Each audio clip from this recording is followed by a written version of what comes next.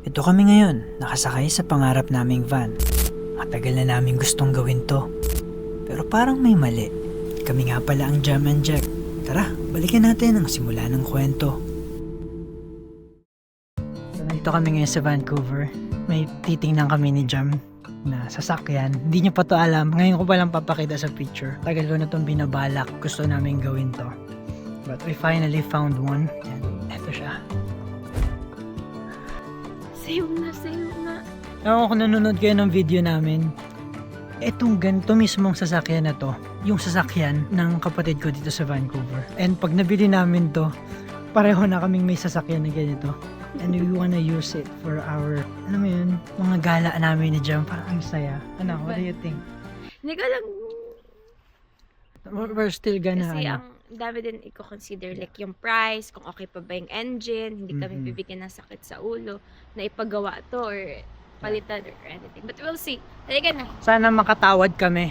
Yeah. And our only budget is $9,000. Pero hindi pumayag si seller. Kaya sabi namin, tingnan na lang muna namin and maybe we can stretch our budget. Kaya tara, puntahan natin. Favor naman, bago mo makalimutan, palike naman ang video and subscribe ka na rin. Pagas mo na. 3 years na rin namin tong gustong gawin since lumipat kami dito sa British Columbia sa western side ng Canada. Tagal na namin gustong gawin to. And finally, mukhang napapalapit na tong goal namin.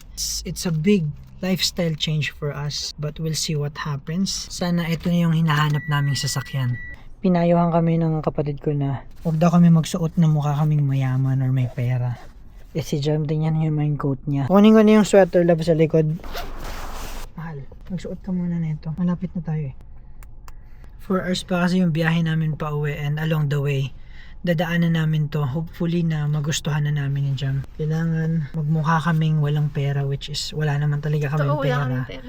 Nakasuot lang talaga kasi kami dahil galing kami sa Fashion Week. Sana patawarin kami netong pagbibilhan namin. Ito yung papasokan namin. Hindi ka magpadalos-dalos pa iba. We will only deal with this pag okay yung loob, lahat, and then mabargain pa natin ng medyo mura to. Tara, check natin. Ang ganda. Hello, I'm Jack. Jack? Jack. How are ya? Good. How you doing? So ito na nga yung van na nakita namin sa marketplace. Grabe, gandang-ganda talaga ako dito. Alam mo yun, 37 years old van siya pero maayos pa, malinis pa. Kaya nakalimutan ko yung fact na ang tanda ng van na to. Down here, so the air conditioner works. Oh, that's cool. Turn the pump on. Got a pump. There's a storage here.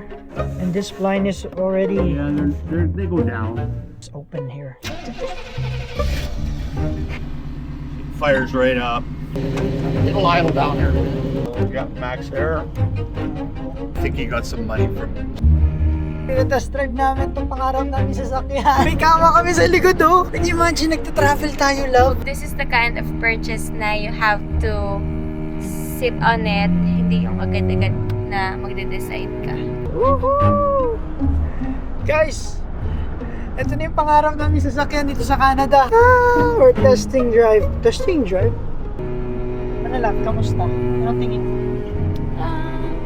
Ang presyo talaga nito is 13,000. So, pero actually mura na to kasi yung sa kapatid ko, 13,000 din nila nabili pero ang dami nilang napaayos bago nila na-drive. Kailangan pag bibili ka ng ganito kalumang sasakyan, kailangan talaga may buffer ka, may emergency fund ka para in case na magkaroon ng sira dahil sa katandaan ng sasakyan na to, ready ka, hindi ka disappointed na ba't ako bumili ng second hand. It's the same as you when you buy second hand cars. Dapat may buffer ka lagi, may pera kang sineset aside para pagpaayos. So, sana matawad ko siya. Siguro sagad ko na 11. 11.5? 11? Approve na si Or Jack. 10-5. 10-5. Sige. Parang yung scenario, nagda-drive kami. Tapos pag inantok ako, papark lang ako sa tabi. Matutulog kami doon. Ganda oh. Ito yung view mo. Alam mo, definitely na to love. Maingay talaga siya. Kasi parang mabigat yung makina niya. Ang ganda pa ng ano niya, turning niya. Magaan lang siya lang. Alam mo yung may mga big purchases na you have to sit on it and then you really think about it kung tama ba or if it's the right time to purchase it. Doesn't matter if may pera ka na or wala pa. Ilang years tong sasakyan na? Pero, Ilang years old?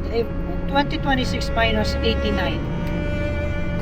37. 37 years na to. Efficient way for us to travel kasi hindi na tayo magbubook ng hotel. Gas lang ang mabayaran natin. But that's only going to happen if our travel is just local. No, US din. Kaya nga, We can sabihin go- ko North Brazil tayo. America. Brazil, love. Oh my God, that's one of the... That's long term. You think short term ngayon. Is this really what we need right now? This is what we need right now. This economy. Ano nagsabi?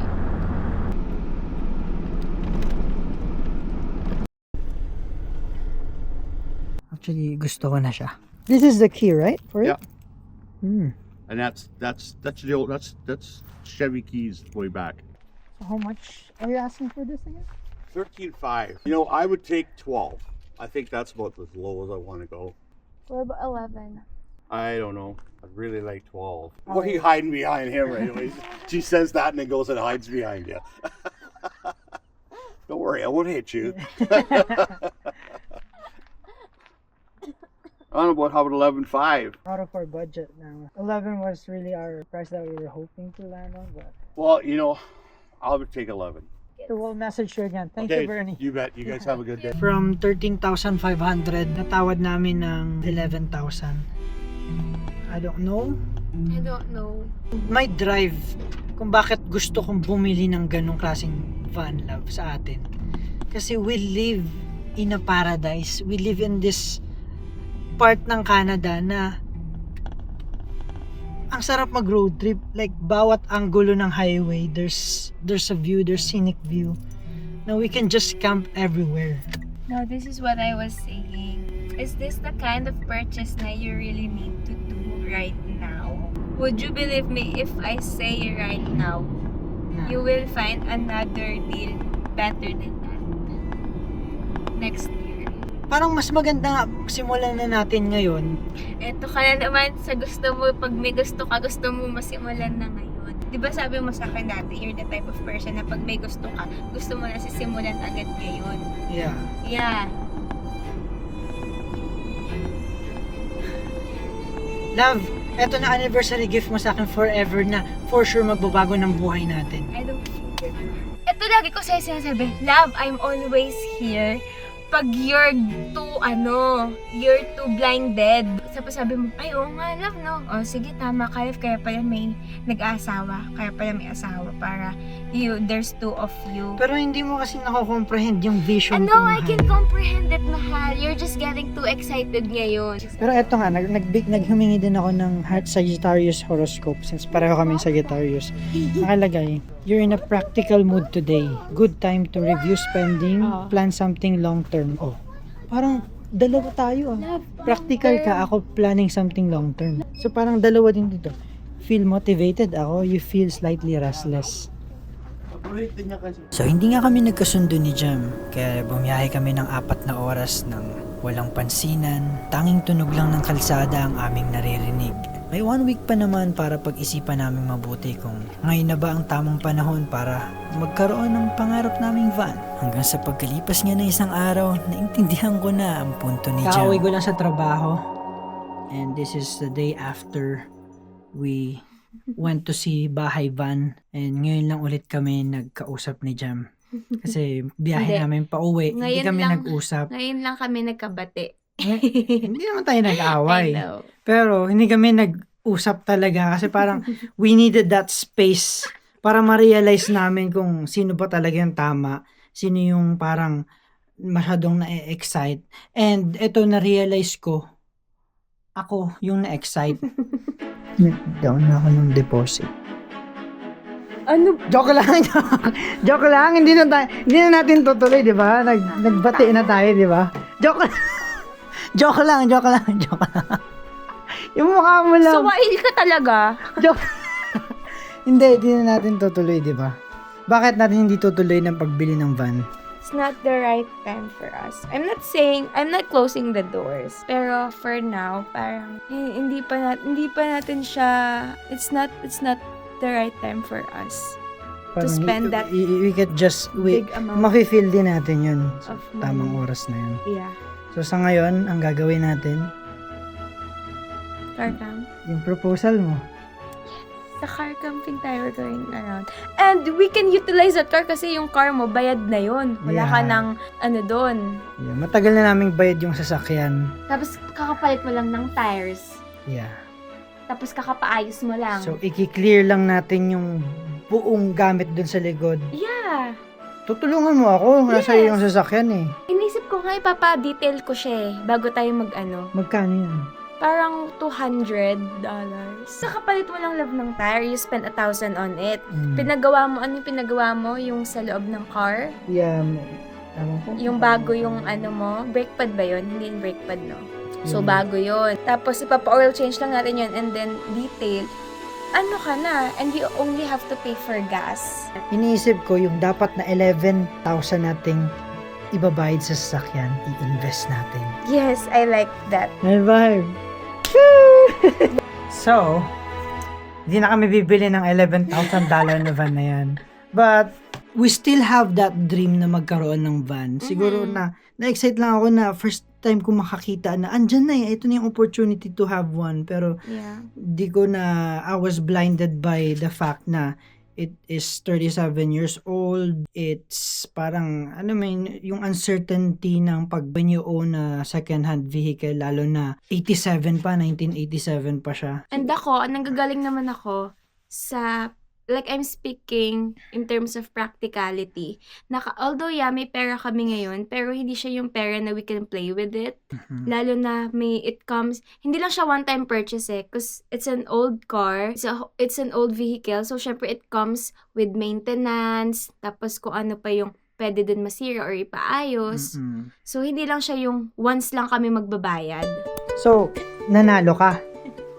Nagpatalo ako. Ganun ako magmahal. Mahal! Handa ako magpatalo kahit pera ko yun. I just save you money. I love it. We're on the same page. See, dapat ganito. No, I turned the page to your page. No, this is That's what how I love. I This turned is my page to your what page. healthy relationship is like. We have healthy communication and we compromise. And you do what others do unto you. Mwah! Pwede bang mag-car camp tayo on the way? Saan tayo? Let's do a stopover, tapos magluto lang tayo. Saan tayo? Can we set up the car na parang car camp? So, to? agad natin. Ha? Agad natin yung alis. Ka-car camp kami. Set up na lang namin yung sasakyan namin na ready to camp whenever we go, wherever we go. Ready lang siya na tulugan. Ito yung laman ng trunk namin na kailangan kong tanggalin. Dito lang yung mga extracurricular activity namin ni James pang araw-araw. Is na may maisipan kaming gawin. May basketball, volleyball, tennis, pickleball. So, tatanggalin namin to lahat. Ito na lang muna. Bahay kotse. Actually, matagal ko na to ginagawa, pero yung kasama si Jem, exciting yun. Lilinisan na rin muna namin ni Jem tong sasakyan dahil medyo madumi-dumi na siya. At maglalatag ako ng kama dyan. What? Hindi ba ito mataas? Mataas nga eh. Patingin niya ako. Ayan oo. Ano mga sa kaba ako? Ako maliit lang ako, tsaka magaan lang. Yun nga yung kagandahan sa amin ni Jem. Maliit lang kaming mga tao. Kasyang-kasya kami sa sasakyan. Gagat ready ko na rin yung mga kailangan dalhin, mga pangluto, just in case na mapadpad kami sa, mga picnic. Doon kami kakain. Doon kami matutulog. May nabili na kaming kama, sakto, kasyang-kasya dyan. Para naman sa privacy namin, meron kaming ganito. Tinted na yung window namin, pero gumawa pa rin ako nito. Nalagay lang namin yun dyan. Oh, diba? Yan. Dito na kami titira. Ang sarap! Buti kasya tayo kasi maliit lang tayo. Ang comfy ng higaan namin, no? Saan tayo magta-travel? Victoria. Gusto ko mag-Victoria. Una namin pupuntahan Victoria Island dahil gusto ni Jem crabbing. Nakinig ako sa kanya, sinakyan niya yung trip ko sa ibang paraan. We compromise. Brand new